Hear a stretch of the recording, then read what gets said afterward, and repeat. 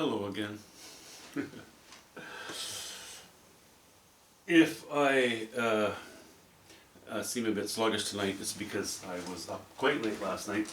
The video I produced yesterday was actually not yesterday. It ended up being early this morning. I still had the drive to do a little more painting and figuring things out.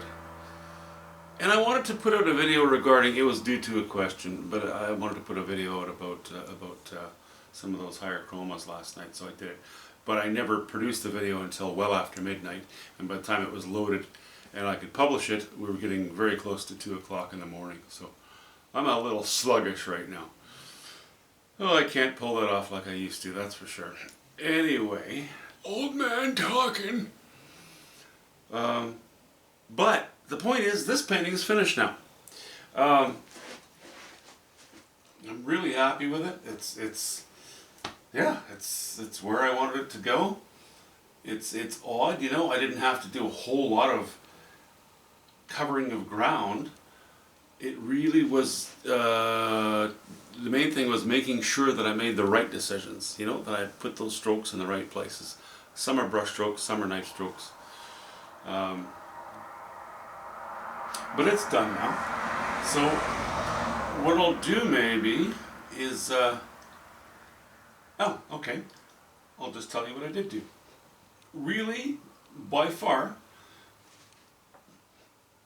with the exception of a couple of little touches here and there, which you won't even notice through the camera, but what I did was work on the water. Only one place, I took this color and put it here, one stroke here. I took this color and put one stroke there. Also, this is becoming very purple here, and I reintroduced some of these colors. Because that's what I liked. Also, we have, you know, this mass of land actually tilts up a little bit to help guide the eye ever so slightly into this area. You know, it's going up a little bit on the right hand side.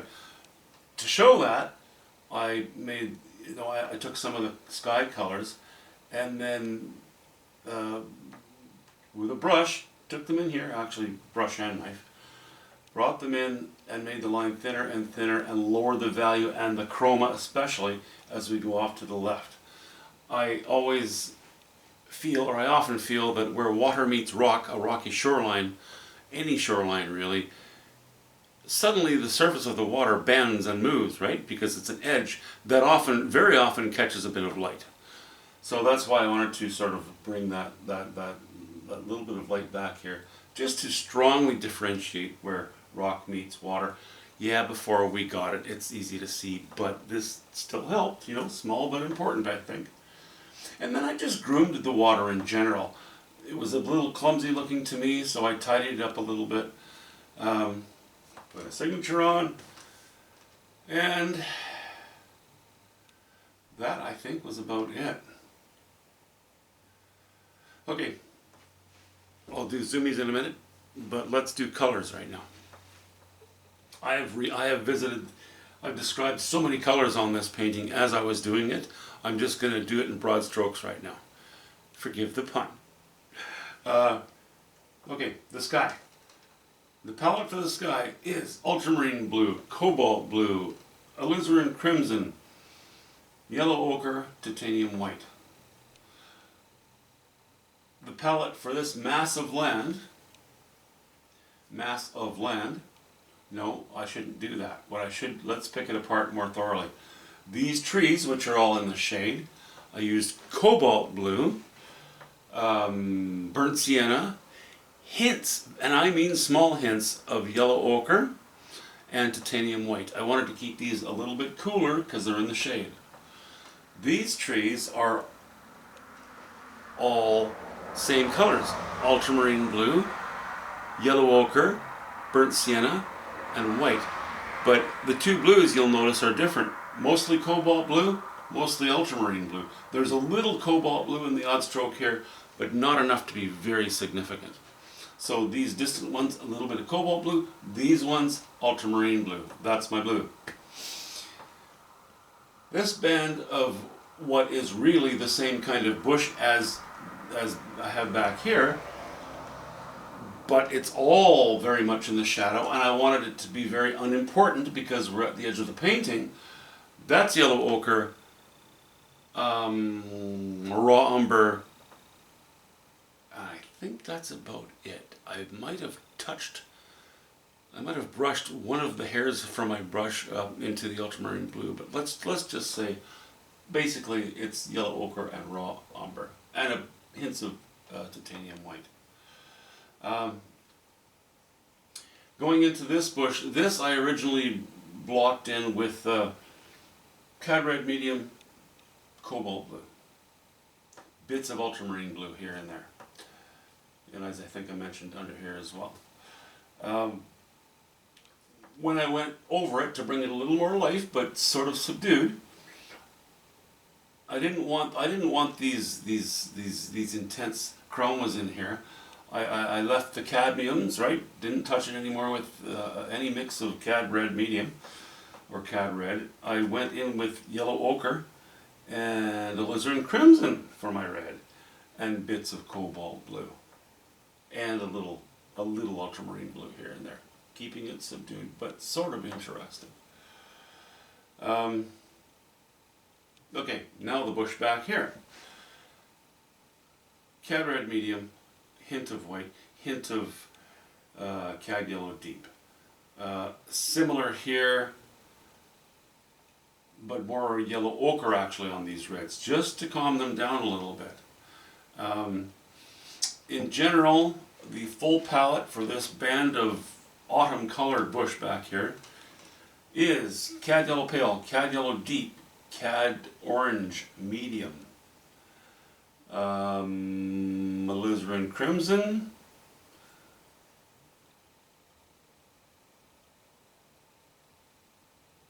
cad red,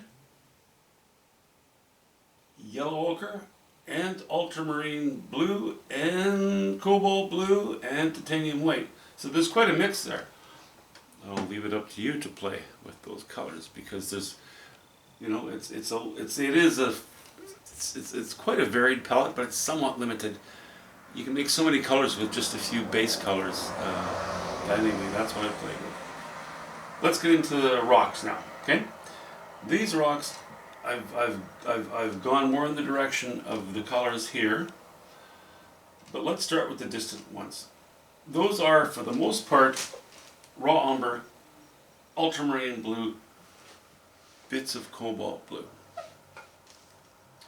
and titanium white. These rocks, ultramarine blue, no cobalt blue, raw umber, and titanium white, and touches of burnt sienna in places, and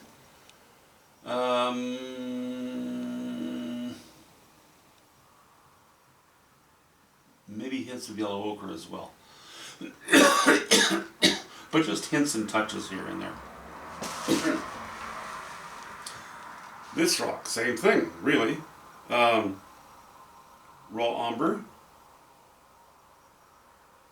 ultramarine blue, yellow ochre, burnt sienna, and a little bit of alizarin crimson hitting here and there. Also yellow ochre, I think I mentioned that. I mentioned ultramarine blue, yeah, okay, I think we're good. So, you know, not a huge palette, but keeping it subdued again. Keeping it a little cooler, not too bad. You know, for stuff that's in the shade, I've actually made these colors pretty warm on these two masses of rock. And for stuff that's in the sun, I've actually got more blue in them, which is a little unusual. But as I mentioned before, I did not want warm colors on these rocks, because this entire slice of land is warm to hot colors, right? High saturation, warm, high value, high chroma colors. So I needed to oppose that by making these appear to be a little bit bluer. But because they're still being caught by the sun, they needed to have some high value slashes on them. These two stumps, burnt sienna, ultramarine blue, and titanium white. Guess we're down to the water now. Ultramarine blue, cobalt, no, ultramarine blue, yellow ochre, and titanium white in that top slice. Middle slice, mostly cobalt blue with bits of yellow ochre and not very much white. The slice below that, cobalt blue, yellow ochre, titanium white. Very similar to the sky colors here, right? Because we're echoing the sky a little bit in the water. As I get into the bulk of the water here, the purple area, that is almost all ultramarine blue, alizarin crimson, bits of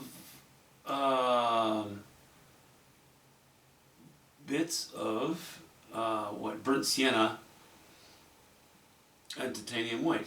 The highlights that I've laid over these blues are yellow, are back to this color, which is cobalt blue, yellow ochre, and white. Now, also, you know, I wanted the idea of more interest here, but I wanted to bring a gentle sort of feel of working our way down slowly. So I highlighted these. I raised the value on these streaks of what's left over from waves, right? A little bit of fetch.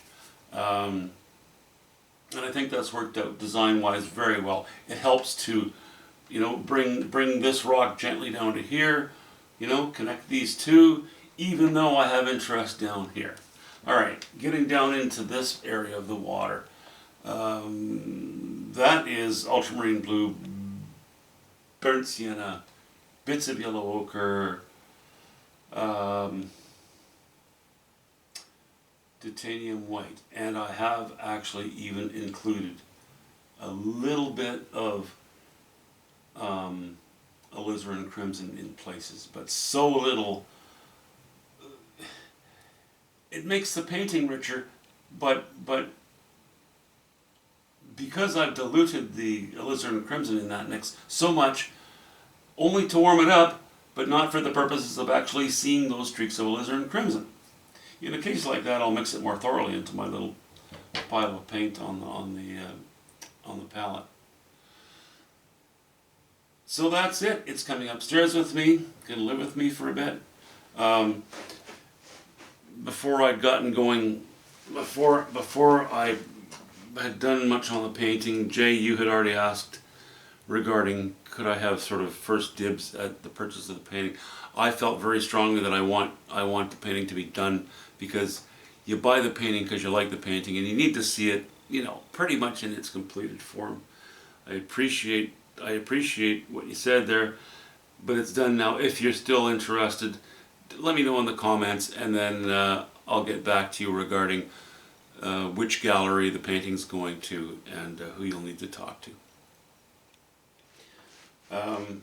But thanks, as always, so much for your interest.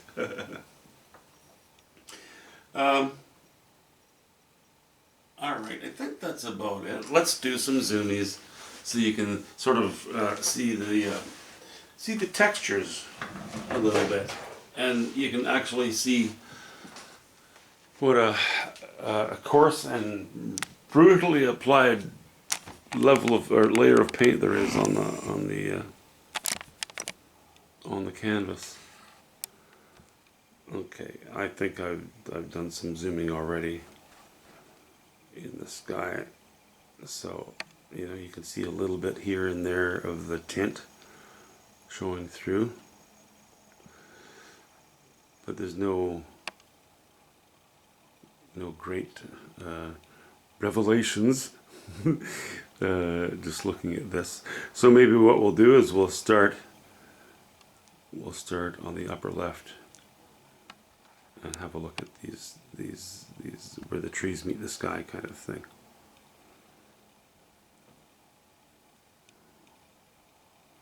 So you can see a lot of it in this painting is knifed in, and then it's gone over just slightly in with a brush, sometimes being more impasto with the brush, often just going over it with a fairly dry brush, a little bit of scumbling. The knife is so strong, I think there's no harm in softening some areas with the brush.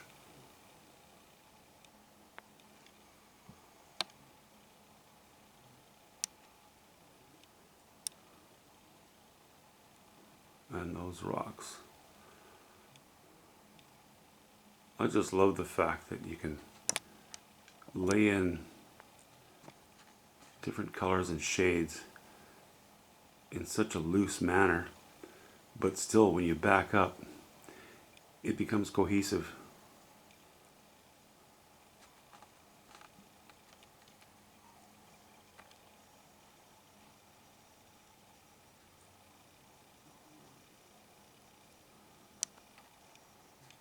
Yeah, I'm pretty happy with those two stumps too. I know they're more supportive than they are the focal point, but even those things, they have variety.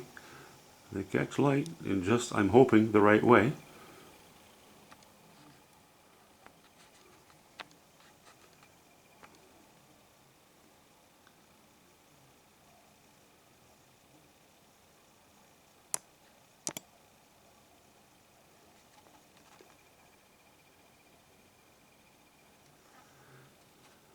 And these rocks, which are still fairly flattish, but they're a little more sculpted than they were before. And they also, although they're sort of important because they're very involved in adjacently supporting the most interesting, the focal area of the painting. There's still plenty to them. And we've done zoomies on this area, these rocks. That's all fine, you know. And yeah, the water is, I think it's, the water is not too important, but it's just important enough. And even that has a little bit of design in it.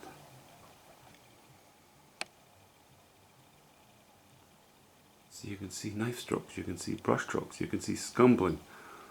There's sort of a variety of textures in there, which, yeah, I like it. I like it quite a bit. Okay, happy with that one.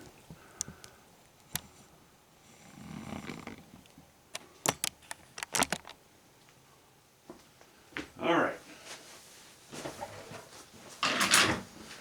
So, tomorrow I'm off to the art store. I'm gonna get some canvases. I think, I sent a couple of paintings to a gallery that I just took on, or they just took me on, however you want to word it, recently. I sent them 2 paintings and both paintings sold, so they have nothing, so I better get after it. I better work on a couple. And I think they like the deep dish pizza. They like the full wrap gallery,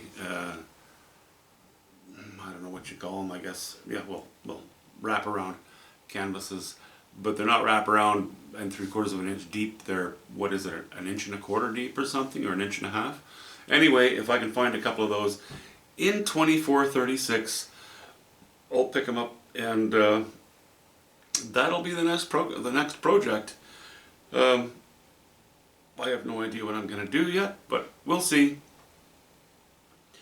And we'll see you guys soon. Good night.